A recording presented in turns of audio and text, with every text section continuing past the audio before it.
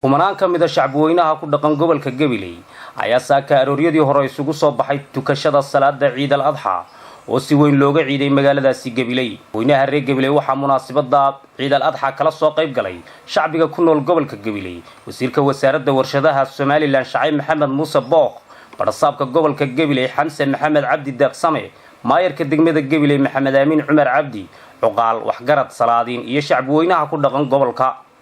أنا مسؤولين تيال كاسيكا هذا الشيء هذا الذي كم يدها. الله أكبر الله أكبر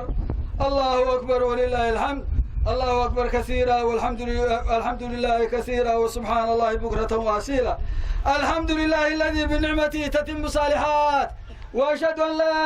إله إلا الله وحده لا شريك له إله الأولين والآخرين. فرحة يد ما شاءت كمناسبة عيد الأضحى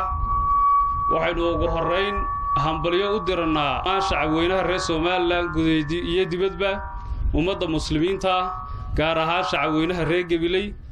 وحن لنا إلهي عيدا هاي نقول جارسيو بش يبرواقه وحن هذه هو همبلييننا مدحوينها جمهورية Somaliland هشيس كأكور قبطانو إنه قبلهان هذه صور دويني ونتها غيرنا هشيس كده وسوق بجبوبي يومين ونأكسن مريا aynanu nahay gobol ahaan dadka ka faa'iideysanaya heshiiskaasi runtii xukuumadda waan ku hambalyeynaa iyo dadaalka ka gashay weynaha Somaliland iyo xukuumadaba gobol ahaan aynu ku taageerano waxa weey go'aankii uu madaxweynuhu soo saaray ee labadii doorasho ku kala qaaday doorashadii baarlamaanka iyo tii madaxweynaha ee nagu soo socday waxaynu ka warqabnaa duruufaha hadda taagan in aanay labada doorasho inoo suuro gali karin in mar la wada qabto marka madaxweynuhu wuxuu go'aan ku qaatay in doorashada madaxtooyadu horeyso waxa weey waxaan leenahay gobol ahaan madaxweynuhu ku taageersanahay ogtihiin in habeen saddexaad madaxweynaha jamhuuriyadda Somaliland mudane Axmed Maxamed Maxamuud Siiraayo in uu kala qaaday labadii doorasho ee baarlamaanka iyo madaxtooyada sababtu waxay tahay waxa jira gobollo kamid ah Somaliland oo qawaday saami qaybsiga golaha baarlamaanka sida daraadeed dhowr jaranjaro ayaa laga soo rogay arrinta golaha wakiilada loo gudbiyay waxba way ka soo go'aan way ka gaadhi waayeen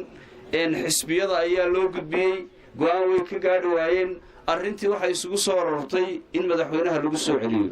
sidna qiimo leh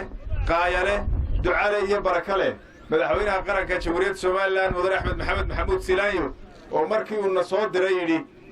shacbiga reer Gabiley dhamaantood rag iyo dumar igu salaam kaliya labiga gaarsiiya waxa weey waxaan balyo diranaa shacbiyadaha reer Somaliland meel kasta ay joogaan waxa loo baahan yahay marka iyadoo la miir qabo oo la isku calool fayo yahay in qofka muwaadinka xaq buu leeyahay wuxuu xaq u leeyahay inuu wax doorto iyo in la doorto labadaba marka goobahan lixda ay sanaaduuqdan maaragtay leedii halala diiwaan galiyo gobolada bariga oo yaana raacinin Maroodi Sheekh yaana raacinin Awdal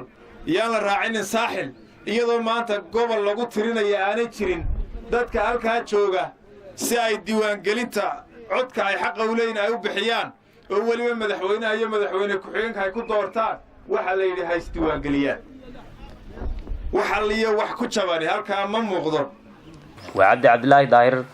تلفزيون كعالمي جاي Somali Channel مقالة Gabiley.